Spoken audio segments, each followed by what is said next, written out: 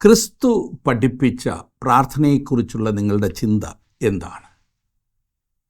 ചിലർക്ക് ഇതൊരു ചടങ്ങ് മാത്രമായി അനുഭവപ്പെടും. ആരാധനയുടെ ഇടയിൽ കൂടി വന്നവരെല്ലാം കൂടി ചൊല്ലിത്തീർക്കേണ്ട ഒരു പ്രാർത്ഥനയല്ലിത്. അതിനൊരു അർത്ഥമുണ്ട്, ലക്ഷ്യമുണ്ട്. വയറു നിറയെ ഭക്ഷണം കഴിച്ചിട്ട് അടുത്ത അനേകം ദിവസങ്ങൾക്ക് വേണ്ടിയുള്ളത് തയ്യാറാക്കി വെച്ചിട്ട് അന്നന്നത്തേക്കുള്ള ആഹാരം തരണമേ എന്ന് പ്രാർത്ഥിക്കുന്നതിനകത്തെ ഔചിത്യം എന്താണ്?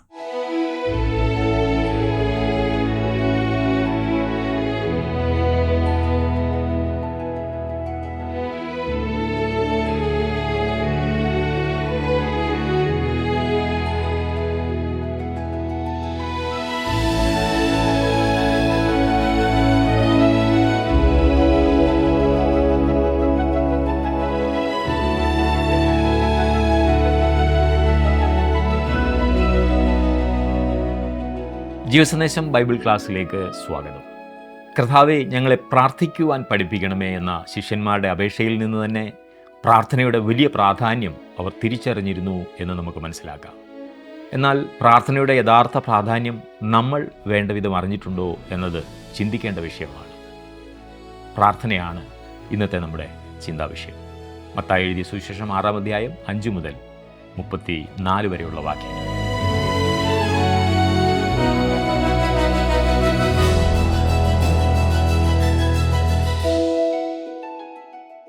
പ്രാർത്ഥന എന്തെന്ന് നമ്മുടെ കർത്താവ് പഠിപ്പിച്ചിട്ട് ഒരു മാതൃകാ പ്രാർത്ഥന തൻ്റെ ശിഷ്യന്മാരെ പഠിപ്പിച്ചതാണ് നാം ഇന്ന് ചിന്തിക്കുവാൻ പോകുന്നത്. നാം എപ്പോഴും ചൊല്ലാറുള്ള, മിക്കവാറും എല്ലാവർക്കും മനഃപ്പാഠം അറിയാവുന്ന കർത്താവിൻ്റെ പ്രാർത്ഥന. എന്നാൽ ഈ മഹത്തായ പ്രാർത്ഥനയുടെ അർത്ഥം വേണ്ട വിധത്തിൽ പഠിക്കാൻ ശ്രമിച്ചിട്ടുണ്ടോ? നമുക്ക് മത്തായി എഴുതിയ സുവിശേഷം 6-ാം അധ്യായത്തിൻ്റെ 5 മുതലുള്ള വാക്യങ്ങൾ ഇന്ന് ചിന്തിക്കാം. 5-ാം വാക്യം ഞാനൊന്ന് വായിക്കാം. നിങ്ങൾ പ്രാർത്ഥിക്കുമ്പോൾ കപടഭക്തിക്കാരെ പോലെ ആകരുത്. അവർ മനുഷ്യർക്ക് വിളങ്ങേണ്ടതിന് പള്ളികളിലും തെരുക്കോണുകളിലും നിന്നുകൊണ്ട് പ്രാർത്ഥിപ്പാൻ ഇഷ്ടപ്പെടുന്നു.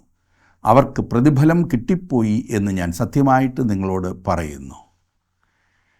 നിങ്ങൾ കപടഭക്തിക്കാരെ പോലെ ആകരുത്. നമ്മുടെ കർത്താവ് കഠിനമായ ഭാഷയാണ് ഇവിടെ ഉപയോഗിച്ചിരിക്കുന്നത്. അവൻ പറഞ്ഞു, അവർക്ക് പ്രതിഫലം കിട്ടിപ്പോയി. ഇത് മറ്റുള്ളവർ കാണേണ്ടതിന് വേണ്ടിയാണ് അവർ പ്രാർത്ഥിച്ചത്. പ്രാർത്ഥനാ സമയത്ത് ഇടുന്നതായ ഒരു പ്രത്യേക പുതപ്പ് പുതച്ചുകൊണ്ട് ഒരു മനുഷ്യൻ പോയാൽ താൻ പ്രാർത്ഥിക്കുന്നവനാണെന്ന പരസ്യമത്രേ അയാൾ നൽകുന്നത്. ക്രിസ്തു പറഞ്ഞത്, ഒരു മനുഷ്യൻ അങ്ങനെ പ്രാർത്ഥിച്ചാൽ അവന് അവൻ്റെ പ്രതിഫലം കിട്ടിപ്പോയി എന്നത്രേ. അവൻ ആഗ്രഹിച്ചത് അവന് കിട്ടി. അതായത് മനുഷ്യർ കാണണമെന്ന് മാത്രമാണ് അവൻ ആഗ്രഹിച്ചത്. പക്ഷേ അവൻ്റെ പ്രാർത്ഥന അവൻ്റെ വീടിൻ്റെ മേൽക്കൂരയ്ക്ക് മുകളിലേക്ക് പോയില്ല എന്നതിന് സംശയം വേണ്ട. 6-ാം വാക്യത്തിൽ കർത്താവ് പറഞ്ഞു, നീയോ പ്രാർത്ഥിക്കുമ്പോൾ അറയിൽ കടന്ന് വാതിലടച്ച് രഹസ്യത്തിലുള്ള നിൻ്റെ പിതാവിനോട് പ്രാർത്ഥിക്കുക. രഹസ്യത്തിൽ കാണുന്ന നിൻ്റെ പിതാവ് നിനക്ക് പ്രതിഫലം തരും. വിപ്ലവാത്മകമായ ആശയമാണ് നാം ഇവിടെ ചിന്തിക്കുന്നത്. പിതാവ് എന്ന പദം ക്രിസ്തു ഉപയോഗിക്കുന്നത് ശ്രദ്ധിച്ചോ? ഇവിടെ യേശു സംസാരിക്കുന്നത് തൻ്റെ രാജ്യത്തിൻ്റെ പൗരന്മാരെക്കുറിച്ചാണ്. എപ്രകാരമാണ് നാം ഇന്നൊരു ദൈവ പൈതലായിത്തീരുന്നത്? യോഹന്നാൻ എഴുതിയ സുവിശേഷം 1-ാം അധ്യായം 12-ാം വാക്യം അതിനുള്ള മറുപടി നൽകുന്നു. അവിടെ നാം വായിക്കുന്നത്, അവനെ കൈക്കൊണ്ട് അവൻ്റെ നാമത്തിൽ വിശ്വസിക്കുന്ന ഏവർക്കും ദൈവമക്കളാകുവാൻ അവൻ അധികാരം കൊടുത്തു എന്നത്രേ. പരീശപ്രമാണിയായിരുന്ന നിക്കോദെമോസിനോട് യേശു പറയുകയുണ്ടായി, നീ പുതുതായി ജനിക്കണമെന്ന്. ഒരു ദൈവ പൈതലാകുന്നതുവരെ ആർക്കും ദൈവത്തെ പിതാവെന്ന് വിളിക്കുവാൻ അവകാശമില്ല. പഴയ നിയമത്തിൽ ദൈവവും മനുഷ്യനുമായുള്ള ബന്ധത്തെ കാണിച്ചിട്ടുള്ള ഭാഗത്തെങ്ങും പിതാവെന്ന പദം ഉപയോഗിക്കുന്നതായി നാം കാണുന്നില്ല. ഇസ്രായേൽ ജാതിയെ മൊത്തമായി എൻ്റെ മകൻ എന്ന് വിളിച്ചിരിക്കുന്നതായി പുറപ്പാട് ദിവസം 4-ാം അധ്യായത്തിൻ്റെ 22-ാം വാക്യത്തിൽ നാം കാണുന്നുണ്ട്. എന്നാൽ ഒരു വ്യക്തിയെ മകനെന്ന് വിളിക്കുന്നതായി പഴയ നിയമത്തിൽ നാം കാണുന്നില്ല. ഒരു പുതിയ ബന്ധത്തെയാണ് ക്രിസ്തു ഇവിടെ സൂചിപ്പിച്ചിരിക്കുന്നത്. പ്രാർത്ഥന എന്ന വിഷയത്തെക്കുറിച്ച് പറഞ്ഞിരിക്കുന്നത് അത് രഹസ്യവും പരമാർത്ഥവും ആയിരിക്കണമെന്നത്രേ. അനേകം അറിയപ്പെടാതിരുന്ന വിശുദ്ധന്മാർ കർത്താവിൻ്റെ ന്യായാസനത്തിന് മുൻപിൽ പ്രാർത്ഥനാ മനുഷ്യരായി വെളിപ്പെടും എന്ന കാര്യത്തിൽ സംശയമില്ല. 6-ാം അധ്യായത്തിൻ്റെ 7-ാം വാക്യത്തിൽ നാം കാണുന്നത്, പ്രാർത്ഥിക്കയിൽ നിങ്ങൾ ജാതികളെപ്പോലെ ജൽപ്പനം ചെയ്യരുത്, അതിഭാഷണത്താൽ ഉത്തരം കിട്ടുമെന്നല്ലോ അവർക്ക് തോന്നുന്നത്. കഴിഞ്ഞ ദിവസം ഒരു മനുഷ്യൻ പ്രാർത്ഥിക്കുന്നത് ഞാൻ ശ്രദ്ധിച്ചു. അയാളുടെ ആവലാതികൾ കുറഞ്ഞത് 1 ഡസൻ പ്രാവശ്യം, പറഞ്ഞത് തന്നെ 1 ഡസൻ പ്രാവശ്യം ആവർത്തിക്കുകയുണ്ടായി. പലർക്കും പ്രാർത്ഥിക്കേണ്ട വിഷയത്തിന് വേണ്ടി മാത്രം പ്രാർത്ഥിക്കാൻ അറിയില്ല. ക്രിസ്തു പറഞ്ഞത് നാം പിതാവിനോട് 1 പ്രാവശ്യം യാചിച്ചാൽ അവൻ കേൾക്കുന്നു എന്നത്രേ. 8-ാം വാക്യത്തിൽ നാം കാണുന്നത്, അവരോട് തുല്യരാകരുത്, നിങ്ങൾക്ക് ആവശ്യമുള്ളത് ഇന്നതെന്ന് നിങ്ങൾ യാചിക്കും മുമ്പേ നിങ്ങളുടെ പിതാവ് അറിയുന്നുവല്ലോ. പ്രാർത്ഥന ലളിതവും ആത്മാർത്ഥവുമായിരിക്കേണ്ടതാണ്. ഒന്നാമതായി 6-ാം വാക്യത്തിൽ നാം കണ്ടത് ആത്മാർത്ഥമായ പ്രാർത്ഥനയാണ്. അറയിൽ കടന്ന് വാതിലടച്ച് നിങ്ങളുടെ പ്രാർത്ഥന നിങ്ങളും ദൈവവും തമ്മിലുള്ള സംസാരമായി കാണണം. രണ്ടാമതായി പ്രാർത്ഥന ലളിതമാണ്. 7-ാം വാക്യത്തിൽ നാം വായിച്ചത് ജൽപ്പനമരുത്, അതിഭാഷണമരുത്. നേരെ വിഷയത്തിലേക്ക് കടന്ന് നിങ്ങളുടെ മനസ്സിലുള്ളത് അതുപോലെ അങ്ങോട്ട് ദൈവത്തോട് പറഞ്ഞാലും, നമ്മുടെ പിതാവിൻ്റെ അടുത്ത് ചെന്ന് നാം പറയുന്നത് പോലെ, നിങ്ങൾക്ക് ആവശ്യമുള്ളത് ഇന്നതെന്ന് നിങ്ങളുടെ പിതാവ് അറിയുന്നു, നിങ്ങൾ യാചിക്കും മുമ്പേ നിങ്ങളുടെ പിതാവ് അറിയുന്നു എന്നാണ് നാം ഇപ്പോൾ വായിച്ചത്. 9-ാം വാക്യത്തിൽ നാം കാണുന്നു, നിങ്ങൾ ഇവണ്ണം പ്രാർത്ഥിപ്പിൻ, സ്വർഗസ്ഥനായ ഞങ്ങളുടെ പിതാവേ, നിൻ്റെ നാമം വിശുദ്ധീകരിക്കപ്പെടണമേ. കർത്താവിൻ്റെ പ്രാർത്ഥന എന്നറിയപ്പെടുന്ന ഈ പ്രാർത്ഥന ഒരു വിധത്തിലും കർത്താവായ യേശുവിൻ്റെ പ്രാർത്ഥനയല്ല. ഓർത്തോണം, അവനിങ്ങനെ ഒരു പ്രാർത്ഥന പ്രാർത്ഥിക്കുവാൻ സാധിക്കുമായിരുന്നില്ല. ഞാൻ ഉദ്ദേശിച്ചത് നിങ്ങളോടും എന്നോടും ചേർന്ന് അവന് ഇങ്ങനെ പ്രാർത്ഥിക്കുവാൻ കഴിയുമായിരുന്നില്ല എന്നാണ്. കാരണം ഞങ്ങളുടെ പിതാവേ എന്ന് നാം വിളിക്കുന്നതും പിതാവേ എന്ന് ക്രിസ്തു വിളിക്കുന്നതും തമ്മിൽ വ്യത്യാസമുണ്ട്. പിതാവായ ദൈവവും പുത്രനായ ദൈവവും തമ്മിലുള്ള ബന്ധം ദൈവത്വത്തിലുള്ള ഒന്നായിരുന്നു. അതൊരു സ്ഥാനം അല്ലെങ്കിൽ പദവിയായിരുന്നു, അല്ലാതെ ഉളവാക്കിയതിനാലല്ലായിരുന്നു. ഞാനൊരു ദൈവ പൈതലായി തീർന്നത് ക്രിസ്തുവിലുള്ള വിശ്വാസം ഒന്നുകൊണ്ട് മാത്രമായിരുന്നു. അതിനാൽ എന്നോട് ചേർന്ന് ഞങ്ങളുടെ പിതാവേ എന്ന് വിളിക്കുവാൻ ക്രിസ്തുവിന് സാധിക്കുകയില്ല. സ്വർഗസ്ഥനായ എന്ന ആ പ്രയോഗം ഈ പ്രപഞ്ചത്തിലെ ഒരു ബന്ധിയായിരുന്നില്ല ദൈവം എന്ന് കാണിക്കുകയാണ്. അവൻ ഇതിനപ്പുറം ഉള്ളവനായിരുന്നു. അവൻ സൃഷ്ടിയേക്കാൾ കൂടുതലാണ്, വലിയവനാണ്.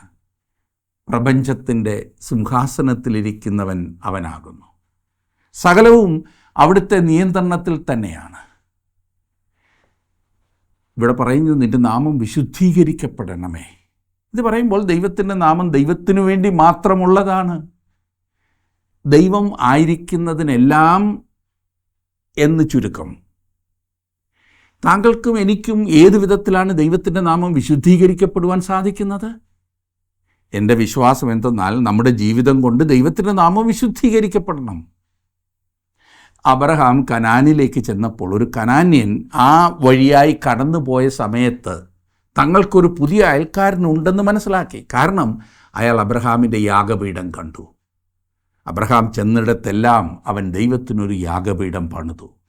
അബ്രഹാം കനാന്യരുമായി ഇടപെടുവാൻ തുടങ്ങിയപ്പോൾ അവൻ സത്യസന്ധനാണെന്ന് ആ ജനം കണ്ടു. അബ്രഹാം പറഞ്ഞതിലെ കാര്യങ്ങളിലെല്ലാം തങ്ങളുടെ ആത്മവിശ്വാസം അർപ്പിക്കാം എന്ന് ആ ജനം മനസ്സിലാക്കി. ഒടുവിലായി അവർ മനസ്സിലാക്കി അബ്രഹാം ആരാധിച്ച ദൈവം ഒരു വിശുദ്ധനായ ദൈവമാണെന്ന്. അതുകൊണ്ട് ഗരാരിലെ രാജാവായിരുന്ന അബീമേലെക്ക് അബ്രഹാമിനോട് പറഞ്ഞു, നിന്റെ സകല പ്രവൃത്തിയിലും ദൈവം നിന്നോട് കൂടെ ഉണ്ട് എന്ന്. ഉൽപ്പത്തി പുസ്തകം 21-ാം അധ്യായത്തിൻ്റെ 22-ാം വാക്യത്തിൽ. ഹിത്യർ അബ്രഹാമിനോട് പറഞ്ഞത്, നീ ഞങ്ങളുടെ ഇടയിൽ ദൈവത്തിൻ്റെ ഒരു പ്രഭുവാകുന്നു എന്നാണ്. അബ്രഹാമിൻ്റെ ജീവിതം മുഴുവനും ദൈവത്തോട് തനിക്കുള്ള ബഹുമാനം വെളിപ്പെടുത്തുന്നതായിരുന്നു. ദൈവത്തിൻ്റെ നാമം കനാനിൽ വിശുദ്ധീകരിക്കപ്പെട്ടതിന് കാരണം അബ്രഹാം എന്ന ദൈവത്തിൻ്റെ മനുഷ്യനായിരുന്നു. 6-ാം അധ്യായത്തിൻ്റെ 10-ാം വാക്യത്തിൽ നാം വായിക്കുന്നത്, നിന്റെ രാജ്യം വരേണമേ, നിന്റെ ഇഷ്ടം സ്വർഗത്തിലെ പോലെ ഭൂമിയിലുമാകണമേ. നിൻ്റെ രാജ്യം വരണമേ എന്ന് പറയുമ്പോൾ വിശുദ്ധ മത്തായി സംസാരിച്ചു കൊണ്ടിരുന്ന ആ രാജ്യത്തെക്കുറിച്ചാണ് ഇവിടെ പറഞ്ഞിരിക്കുന്നത്. ക്രിസ്തു ഈ ഭൂമിയിൽ വന്ന് സ്ഥാപിക്കുവാൻ പോകുന്ന രാജ്യം. നാം എല്ലാവരും പ്രാർത്ഥിക്കേണ്ട ഒരു പ്രാർത്ഥനയാത്രേ ഈ പറഞ്ഞത്. 11-ാം വാക്യത്തിൽ നാം കാണുന്നത്, ഞങ്ങൾക്ക് ആവശ്യമുള്ള ആഹാരം ഇന്ന് തരണമേ. ഞാൻ നേരത്തെ പറഞ്ഞതുപോലെ നമ്മുടെ ഓരോരുത്തരുടെയും പ്രാർത്ഥനയ്ക്കുള്ള ഒരു മാതൃകയത്രേ ഇത്. ഈ വായിച്ചു കേട്ട അപേക്ഷ ഒരു നിമിഷം ഒന്ന് ശ്രദ്ധിക്കുവാൻ ഞാൻ ആഗ്രഹിക്കുകയാണ്. ആശ്ചര്യകരമായ ലളിതമായ ഒരു അപേക്ഷയത്രേ ഇത്. എന്നിരുന്നാലും നമ്മുടെ ഓരോരുത്തരുടെയും ഹൃദയാന്തർഭാഗത്ത് നിന്നും വർദ്ധിച്ച ആവേശത്തോട് വരേണ്ടുന്ന പ്രാർത്ഥനയത്രേ ഇത്. ദൈവത്തിലുള്ള നമ്മുടെ പൂർണ്ണമായ ആശ്രയത്തെ അത്രേ ഇത് കാണിക്കുന്നത്. നമ്മുടെ ശാരീരിക ആവശ്യങ്ങൾ, ഭൗതിക ആവശ്യങ്ങൾ ദിനംതോറും നൽകുന്നത് അവനാണ്. ഞങ്ങളുടെ അന്നന്നത്തെ ആഹാരം തരണമേ എന്ന്. ഇസ്രായേൽ ജനം മരുഭൂമിയിലായിരുന്നപ്പോൾ ഓരോ ദിവസത്തേക്കുള്ള മന്ന ശേഖരിച്ചതുപോലെ ഇവിടെയും എനിക്ക് തരണമേ എന്ന്. പിറ്റേ ദിവസത്തേക്ക് അവർ ഒന്നും ശേഖരിച്ചിരുന്നില്ല എന്നറിയാമല്ലോ. അടുത്ത ആഴ്ചത്തേക്കും മന്ന ശേഖരിച്ചു വെക്കുവാൻ അവർക്ക് അവകാശമില്ലായിരുന്നു. ഈ പ്രാർത്ഥന ഓരോ ദിവസവും മന്ന ശേഖരിക്കുന്നതാണ്. താൻ എത്രത്തോളം ദൈവത്തിൽ ആശ്രയിച്ചാൽ ജീവിക്കാമെന്ന് മനുഷ്യനെ പഠിപ്പിക്കുന്ന ഭാഗമത്രേ ഇത്. നമുക്കില്ലാതെ വരുമ്പോൾ ആശ്രയിക്കുക എന്നുള്ളതല്ല ഇതിൻ്റെ അർത്ഥം. ഉള്ളപ്പോഴും ദൈവത്തിൽ ആശ്രയിക്കുക. ദൈവം നമുക്ക് തരുന്ന എല്ലാത്തിനും അവന് നന്ദി പറയുക. നമ്മുടെ ശാരീരിക ആവശ്യങ്ങൾ, നമ്മുടെ അടിസ്ഥാന ആവശ്യങ്ങൾ ദൈവത്തിൽ നിന്ന് മാത്രമാകുന്നു വരുന്നതെന്ന് ഈ ഭാഗം നമ്മെ പഠിപ്പിക്കുന്നു. 12-ാം വാക്യത്തിൽ നാം വായിക്കുന്നത്, ഞങ്ങളുടെ കടക്കാരോട് ഞങ്ങൾ ക്ഷമിച്ചിരിക്കുന്നത് പോലെ ഞങ്ങളുടെ കടങ്ങളെ ഞങ്ങളോടും ക്ഷമിക്കണമേ. ക്രിസ്തുവിന് ഇപ്രകാരം പ്രാർത്ഥിക്കേണ്ട യാതൊരു ആവശ്യവുമില്ലായിരുന്നുണ്ടോ? അവിടുന്ന് ക്ഷമിച്ചു കിട്ടുവാൻ പാപങ്ങളൊന്നും ചെയ്തിരുന്നില്ലല്ലോ. ഇത് വാസ്തവത്തിൽ കർത്താവിൻ്റെ പ്രാർത്ഥന അല്ലായിരുന്നുവെന്ന് പിന്നെയും ഞാൻ പറയുന്നതിൻ്റെ കാരണം അതാണ്. ഇത് ശിഷ്യന്മാരുടെ പ്രാർത്ഥനയായിരുന്നു. കർത്താവ് അവരെ പഠിപ്പിച്ചതാണ്. ഞങ്ങളുടെ കടക്കാരോട് ഞങ്ങൾ ക്ഷമിക്കുന്നത് പോലെ ഞങ്ങളുടെ കടങ്ങളെ ഞങ്ങളോടും ക്ഷമിക്കണം. ഇത് നിയമാനുസൃതമത്രേ, കൃപയല്ല, നിയമമാണ്. തിരുവചനത്തിലെ വേറൊരു വാക്യത്തെ ഓർത്ത് ഞാൻ ദൈവത്തെ എപ്പോഴും സ്തുതിക്കുന്നുണ്ട്. അത്, നിങ്ങൾ തമ്മിൽ ദയയും മനസ്സലിയുമുള്ളവരായി ദൈവം ക്രിസ്തുവിൽ നിങ്ങളോട് ക്ഷമിച്ചതുപോലെ അന്യോന്യം ക്ഷമിപ്പീൻ എന്ന് എഫെസ് ലേഖനം 4:32 നാം വായിക്കുന്നതാണ്. ഇന്ന് ദൈവം നമ്മോട് ക്ഷമിക്കുന്നത് നാം മറ്റുള്ളവരോട് ക്ഷമിക്കുന്നതിൻ്റെ അടിസ്ഥാനത്തിലല്ല, പിന്നെയോ ക്രിസ്തു നമുക്ക് വേണ്ടി എന്ത് ചെയ്തുവോ അതിൻ്റെ അടിസ്ഥാനത്തിലാണ്. അതായത് നമ്മുടെ ആത്മരക്ഷയെ സ്പർശിക്കുന്ന വിധത്തിൽ ദൈവം നമ്മോട് ക്ഷമിക്കുമ്പോൾ, നാം രക്ഷിക്കപ്പെട്ടതുകൊണ്ട് ദൈവം നമ്മോട് ക്ഷമിക്കുമ്പോൾ ദൈവത്തിൻ്റെ വീണ്ടെടുപ്പ് പൂർണ്ണമായി കാണുവാൻ നമുക്ക് സാധിക്കും. ഞങ്ങളുടെ കടക്കാരോട് ഞങ്ങൾ ക്ഷമിച്ചിരിക്കുന്നത് പോലെ ഞങ്ങളുടെ കടങ്ങളെ ഞങ്ങളോടും ക്ഷമിക്കണമേ എന്ന് പറയുമ്പോൾ അത് നമ്മുടെ ആത്മരക്ഷയെ കുറിക്കുന്നതല്ല എന്നോർക്കുക. അവൻ ഇവിടെ സംസാരിക്കുന്നത് രക്ഷിക്കപ്പെട്ടവരോടാണ്, ദൈവമക്കളോടാണ്, ദൈവ സ്വഭാവം ഉള്ളിൽ ഉള്ളവരോടാണ്. നിങ്ങൾ ക്ഷമിച്ചിട്ട് ക്ഷമിക്കുവാൻ അവിടുന്ന് കാത്തിരിക്കില്ല. പാപമെന്ന ഈ പ്രശ്നം പരിഹരിക്കുന്ന ദൈവത്തിൻ്റെ മാർഗം ഇതല്ല. തൻ്റെ പുത്രനെ മരിക്കുവാനായി അവൻ നൽകി. ആ അടിസ്ഥാനത്തിലാണ് ദൈവം നമ്മോട് ക്ഷമിക്കുന്നത്. ചില ആരാധനകളിൽ ഈ ഭാഗം ഞങ്ങളുടെ കടങ്ങളും ദോഷങ്ങളും ഞങ്ങളോടും ക്ഷമിക്കണമേ എന്നും, വേറെ ചിലയിടത്ത് ഞങ്ങളുടെ ലംഘനം ക്ഷമിക്കണമേ എന്നും, ചിലർ പാപം മോചിക്കുക എന്നൊക്കെ പ്രാർത്ഥിക്കാറുണ്ട്. വാക്ക് ഏതുപയോഗിച്ചാലും ഇവിടുത്തെ വിഷയം പാപം എന്നുള്ളതാണ്. അതാണ് ഇവിടുത്തെ അർത്ഥം. 13-ാം വാക്യത്തിൽ നാം വായിക്കുന്നത്, ഞങ്ങളെ പരീക്ഷയിൽ കടത്താതെ ദുഷ്ടങ്ങളിൽ നിന്ന് ഞങ്ങളെ വിടുവിക്കണമേ. രാജ്യവും ശക്തിയും മഹത്വവും എന്നേക്കും നിനക്കുള്ളതല്ലോ.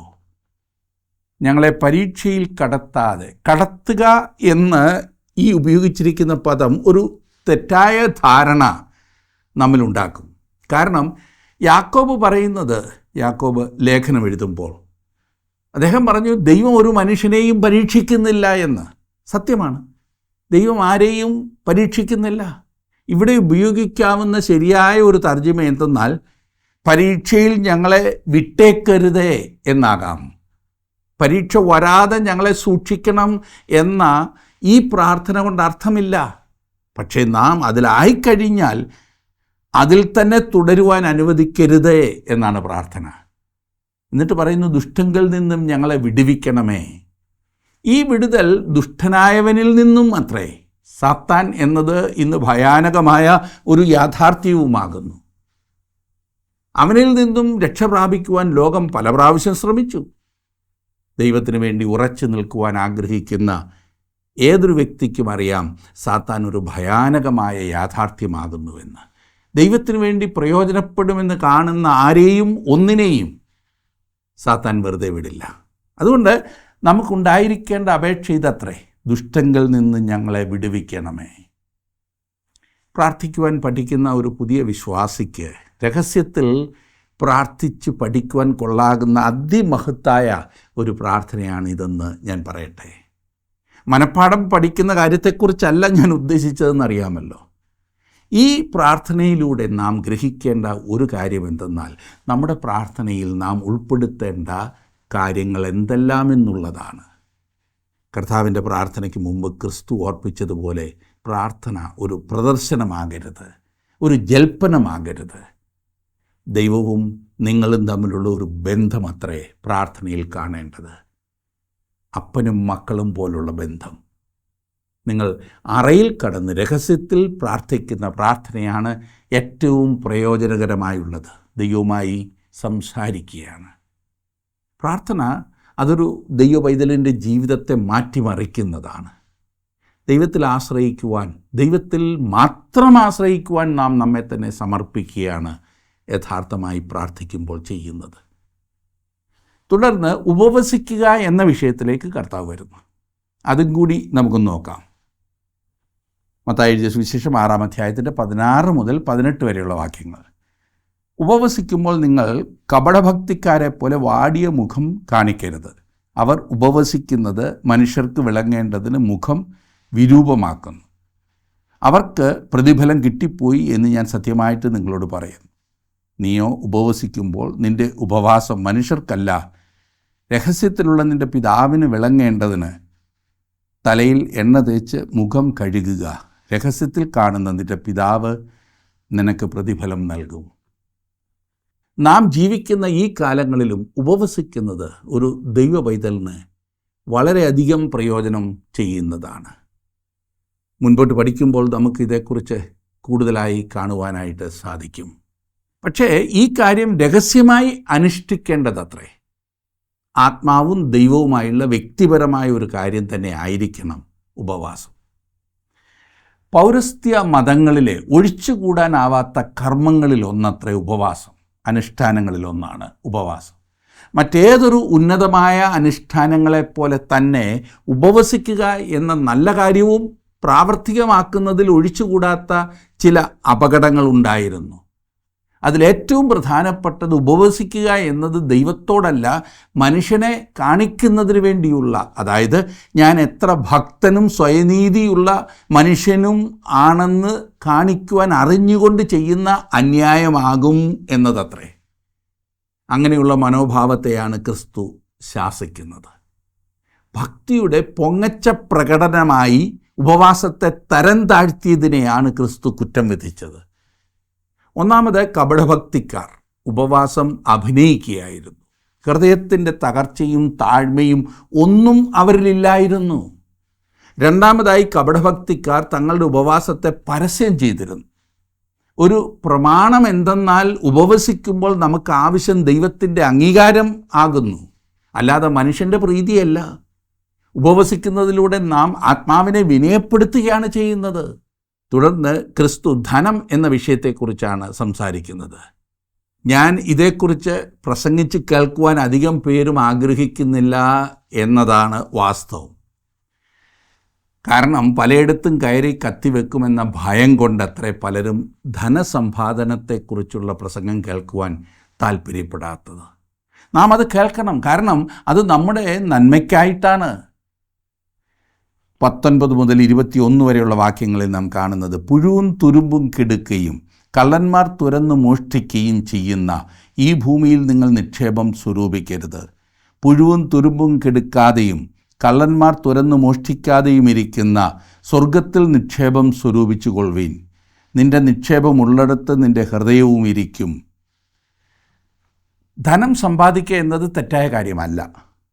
എത്രയും സമ്പാദിക്കാമോ അത്രയും സമ്പാദിച്ചു. പണം വസ്തുമയമായ കാര്യമായതിനാൽ അതിനെ ആത്മീയമായ രീതിയിൽ ഉപയോഗിക്കാൻ കഴിയുകയില്ലെന്ന് അനേകം ആളുകളും ചിന്തിക്കുന്നുണ്ട്. അതുകൊണ്ട് ധനത്തെക്കുറിച്ച് സംസാരിക്കുന്നത് ആത്മീയതയ്ക്ക് പുറത്തുള്ളതാകുന്നു എന്നത്രേ പലരുടെയും ധാരണ. എന്തായിരുന്നാൽ തന്നെയും സ്വർഗത്തിൽ നിക്ഷേപം സ്വരൂപിക്കണമെന്നത്രേ നമ്മുടെ കർത്താവ് അരുളി ചെയ്തത്. അതെങ്ങനെയാണ് നമുക്ക് സാധിക്കുന്നത്? ഞാൻ പറയാം. ആവശ്യത്തിലധികമുള്ളത് കൊണ്ടുപോയി ബാങ്കിൽ സ്ഥിര നിക്ഷേപമായി ഇടാതെ, അല്ലെങ്കിൽ ലോകത്തിൽ എവിടെയെങ്കിലും നിക്ഷേപിക്കാതെ, ഇവിടെ ഭൂമിയിൽ ദൈവത്തിൻ്റെ വേലയ്ക്കായി കൊടുക്കുന്നതിലൂടെ സ്വർഗത്തിൽ നിക്ഷേപിക്കുക. ഒരു കാര്യം ഞാൻ ഓർപ്പിക്കട്ടെ, നിങ്ങൾ കൊടുക്കുന്നത് ദൈവവേലയ്ക്ക് തന്നെയാണെന്ന് ഉറപ്പാക്കണം. കബളിപ്പിക്കപ്പെടരുത്. നിങ്ങൾ ആർക്കെല്ലാം കൊടുക്കുമോ അത് പരിശോധിച്ചിട്ട് വേണം നൽകുവാൻ. സ്വർഗത്തിൽ നിങ്ങൾക്ക് നിക്ഷേപം ആയിത്തീരുമെന്ന് ഉറപ്പുള്ള പ്രവർത്തനങ്ങൾക്ക് മാത്രം കൊടുക്കുക. സുവിശേഷം അറിയിക്കുന്ന, ദൈവവചനം കലർപ്പില്ലാതെ പഠിപ്പിക്കുന്ന ദൈവമക്കൾക്ക് കൊടുക്കണം. 25-26 വാക്യങ്ങളിൽ നാം വായിക്കുന്നത്, അതുകൊണ്ട് ഞാൻ നിങ്ങളോട് പറയുന്നത്, എന്തു തിന്നും എന്തു കുടിക്കും എന്ന് നിങ്ങളുടെ ജീവനായിക്കൊണ്ടും എന്തുടുക്കും എന്ന് ശരീരത്തിനായിക്കൊണ്ടും വിചാരപ്പെടരുത്. ആഹാരത്തേക്കാൾ ജീവനും ഉടുപ്പിനേക്കാൾ ശരീരവും വലുതല്ലയോ? ആകാശത്തിലെ പറവകളെ നോക്കുവിൻ, അവ വിതയ്ക്കുന്നില്ല, കൊയ്യുന്നില്ല, കളപ്പുരയിൽ കൂട്ടിവെക്കുന്നതുമില്ല. എങ്കിലും സ്വർഗസ്ഥനായ നിങ്ങളുടെ പിതാവ് അവയെ പുലർത്തുന്നു. അവയേക്കാൾ നിങ്ങൾ ഏറ്റവും വിശേഷതയുള്ളവരല്ലയോ? പക്ഷികൾക്ക് വിതയ്ക്കുവാൻ കഴിയുകയില്ല, അവയ്ക്ക് കൊയ്യുവാനും സാധ്യമല്ല, കളപ്പുരയിൽ സൂക്ഷിച്ചു വയ്ക്കുവാനും പക്ഷികൾക്ക് സാധ്യമല്ല. പക്ഷേ എനിക്കും നിങ്ങൾക്കും ഇവയെല്ലാം ചെയ്യുവാൻ സാധിക്കും. നാം വിതയ്ക്കുകയും കൊയ്യുകയും ശേഖരിച്ചു വെക്കുകയും ചെയ്യേണ്ടതാണ്. പുലർത്തുന്നതിന് വേണ്ടി പറവകൾ ദൈവത്തിലാണ് ആശ്രയിക്കുന്നത്. നാമോ അപ്രകാരം തന്നെ ദൈവത്തിൽ ആശ്രയിക്കേണ്ടതാകുന്നു എന്ന് മറക്കരുത്. നാം വായിക്കുന്നത്, അവയേക്കാൾ നിങ്ങൾ ഏറ്റവും വിശേഷതയുള്ളവരല്ലയോ എന്നത്രേ. ദൈവം നമുക്ക് തന്ന വിവേചനാശക്തി ഉപയോഗിച്ച് പ്രവർത്തിക്കരുതെന്നല്ല ഇതിൽ നിന്ന് നാം മനസ്സിലാക്കേണ്ടത്. ഒരിക്കലൊരു ക്രിസ്തു വിശ്വാസി എന്നോട് ചോദിച്ചു, ഒരു വിശ്വാസി ഇൻഷുറൻസിൽ ചേരുന്നതിൽ നിങ്ങളുടെ അഭിപ്രായം എന്താകുന്നു എന്ന്. ഞാൻ പറഞ്ഞു, അതിനെന്താ ചേരണം? നമ്മെക്കുറിച്ചും നമ്മുടെ കുടുംബത്തെക്കുറിച്ചും ഉണ്ടാകാവുന്ന ആശങ്ക കുറയ്ക്കുവാൻ ഉതകുന്ന ഒരു മാർഗമായി അതിനെ കരുതിയാൽ മതിയാകും. വസ്തുമയമായ കാര്യങ്ങൾ നമുക്ക് ഭാരമായി തീരത്തക്കവണ്ണം നാം ജീവിതം പാഴാക്കി കളയരുത് എന്നതാണ് ഏറ്റവും പ്രധാനപ്പെട്ട വസ്തുത. 27-28 വാക്യങ്ങളിൽ നാം കാണുന്നത്, വിചാരപ്പെടുന്നതിനാൽ തൻ്റെ നീളത്തോട് 1 മുഴം കൂട്ടുവാൻ നിങ്ങളിൽ ആർക്ക് കഴിയും? ഉടുപ്പിനെക്കുറിച്ച് വിചാരപ്പെടുന്നതും എന്ത്? വയലിലെ താമര എങ്ങനെ വളരുന്നു എന്ന് നിരൂപിപ്പീൻ. അവ അധ്വാനിക്കുന്നില്ല, നൂൽക്കുന്നതുമില്ല. ഇവിടെ നമ്മോട് പറയുന്നൊരു ചോദ്യമാണ്, ഉടുപ്പിനെക്കുറിച്ച് വിചാരപ്പെടുന്നത് എന്ത്? തുണികൾ വാങ്ങുന്നതിനായി എത്രമാത്രം സമയം ഇന്ന് എല്ലാ മനുഷ്യരും ചെലവഴിക്കുന്നുണ്ട്. ഈ വിഷയം പലർക്കും ഒരു വലിയ പ്രശ്നം തന്നെയാകുന്നു. എത്ര തന്നെ തുണികളുണ്ടെന്നാലും തൃപ്തിപ്പെടുന്നുണ്ടോ? ഈ ബലഹീനത ചൂഷണം ചെയ്യുവാൻ ഓരോ ദിവസവും എത്രയെത്ര ഫാഷനാണ് വെളിയിലിറങ്ങുന്നത്. വയലിലെ താമര വിചാരിക്കുക, അവ അധ്വാനിക്കുന്നില്ല, നൂൽക്കുന്നില്ല, എങ്കിലും ദൈവം അവയെ ചമയിക്കുന്നു. ദൈവം അവയുടെ കാര്യം നടത്തുന്നു. മനുഷ്യരായ നമുക്ക് നൂൽക്കുവാനും അധ്വാനിക്കുവാനും കഴിയും. അങ്ങനെ ചെയ്യുകയും വേണം. എന്നാൽ നമ്മുടെ ആവശ്യങ്ങളെക്കുറിച്ചുള്ള ആകുല ചിന്തയെയാണ് കർത്താവ് എടുത്തു കാണിക്കുന്നത്. തനിക്ക് കഴിയുന്നതിൻ്റെ പരമാവധി ഭംഗിയായി ഒരു ദൈവപൈതൽ വസ്ത്രധാരണം ചെയ്യേണ്ടതത്രേ എന്നാണ് എൻ്റെ പക്ഷം. ഭംഗിയായി വസ്ത്രധാരണം ചെയ്യണം. അശ്രദ്ധമായ വിധത്തിൽ വസ്ത്രധാരണം ചെയ്യുകയോ പ്രവൃത്തിയെടുക്കുകയോ ചെയ്യുന്നത് ദൈവത്തെ മഹിമപ്പെടുത്തുന്നതല്ല. പുഷ്പങ്ങളുടെ മനോഹാരിതയിലേക്ക് ക്രിസ്തു നമ്മുടെ ശ്രദ്ധയെ ക്ഷണിക്കുന്നു. 29 വാക്യത്തിൽ നാം വായിക്കുന്നത്, എന്നാൽ ശലോമോൻ പോലും തൻ്റെ സർവ്വമഹത്വത്തിലും ഇവയിൽ ഒന്നിനോളം ചമഞ്ഞിരുന്നില്ല എന്ന് ഞാൻ നിങ്ങളോട് പറയുന്നു. നാം ഓരോരുത്തരും എത്രമാത്രം സുന്ദരന്മാരും സുന്ദരിമാരും ആയിത്തീരാമോ അത്രയും ഭംഗിയായി തീരണമെന്ന് അത്ര ദൈവം ആഗ്രഹിക്കുന്നത്. ദൈവത്തിൻ്റെ സൃഷ്ടിയുടെ മാഹാത്മ്യം വെളിപ്പെടുത്തുന്ന വിധത്തിൽ വേണം നാം ഓരോരുത്തരും ജീവിക്കേണ്ടത്. നമ്മൾ ചിലർക്ക് വളരെയധികം ഭംഗിയാകുവാനൊന്നും കാണില്ലായിരിക്കും. അതൊരു ഉപാധിയാക്കി വൃത്തികെട്ട് നടക്കരുത്. നമുക്ക് ലഭിച്ചിട്ടുള്ളവ കൊണ്ട് ഏറ്റവും ഭംഗിയായി മുൻപോട്ട് പോകണം. 30-ാം വാക്യത്തിൽ നാം വായിക്കുന്നത്, ഇന്നുള്ളതും നാളെ അടുപ്പിലിടുന്നതുമായ വയലിലെ പുല്ലിനെ ദൈവം ഇങ്ങനെ ചമയിക്കുന്നു എങ്കിൽ അല്പവിശ്വാസികളെ നിങ്ങളെ എത്ര അധികം. ഈ ലോകത്തിലെ വസ്തുക്കളെക്കുറിച്ചുള്ള അധികമായ ആകുല ചിന്ത നിങ്ങളുടെ ജീവിത ലക്ഷ്യമായി തീരരുത്. ഒരിക്കലും ഭൗതികമായ കാര്യങ്ങൾ ജീവിത ലക്ഷ്യമാക്കരുത്. 31 മുതലുള്ള വാക്യങ്ങളിൽ നാം വായിക്കുന്നത്, നാളേക്കായി വിചാരപ്പെടരുത് എന്ന് പറഞ്ഞാൽ നാളെക്കുറിച്ച് ചിന്തിക്കരുതെന്നാണോ? ഞാൻ അങ്ങനെ ചിന്തിക്കുന്നില്ല. അവിടുന്ന് പുഷ്പങ്ങളെയും പറവകളെയും കാത്തു സംരക്ഷിക്കുന്നു. പക്ഷേ പ്രധാനപ്പെട്ട കാര്യം എന്തെന്നാൽ നിങ്ങളുടെ ജീവിതത്തിൽ അവന് പ്രഥമ സ്ഥാനം കൊടുക്കുക എന്നതത്രേ. ആരോ പറഞ്ഞത് വളരെ സത്യമാണ്. നാം ഇന്നലെ ഭാരപ്പെട്ട നാളെയാകുന്നു ഇന്ന്. ഒടുവിൽ നമ്മുടെ ഭാരം മാത്രം ബാക്കി കാണുമെന്ന് മറക്കരുത്. വിചാരപ്പെടുന്നത് വെറും അന്ധതയാണ്. ക്രിസ്തു പ്രകൃതിയിൽ നിന്നും ചരിത്രത്തിൽ നിന്നും ഇതിന് ഉദാഹരണങ്ങൾ നൽകുന്നു. ഈ പാപത്തിൻ്റെ പരിഹാരമായി അവിടുന്ന് പറയുന്നത് മുമ്പേ അവൻ്റെ രാജ്യവും നീതിയും അന്വേഷിക്കുക എന്ന് പറഞ്ഞാൽ ദൈവഹിതം പ്രവർത്തിക്കുവാൻ നാം നമ്മെ ഏകാഗ്രമാക്കുന്നുവെങ്കിൽ വിചാരപ്പെടലിൽ നിന്നും നമുക്ക് കയറാം. ദൈവത്തിന് പ്രഥമ സ്ഥാനം കൊടുക്കുക. അങ്ങനെ വരുമ്പോൾ നാം വിജയിക്കും. രണ്ടാമതായി, ഓരോ ദിവസം ജീവിക്കുക. നാളത്തെ ഓർത്ത് ഭയപ്പെടുന്നതിലുപരി ഇന്നത്തെ കാര്യങ്ങൾ ചെയ്തു തീർക്കുവാൻ ശ്രമിക്കുന്നുവെങ്കിൽ നാം സന്തോഷമുള്ളവരാകും. നമ്മുടെ കർത്താവ് തന്നെ നൽകിയ പാഠം എത്ര മനോഹരമായിരിക്കുന്നില്ലേ? അതത് ദിവസത്തിന് അന്നത്തെ ദോഷം മതി. ദൈവം നിങ്ങളെ വിചാരപ്പെടലില്ലാതെ ആകുല ചിന്തയില്ലാതെ മുൻപോട്ട് നയിക്കട്ടെ എന്ന് ഞാനും പ്രാർത്ഥിക്കുന്നു.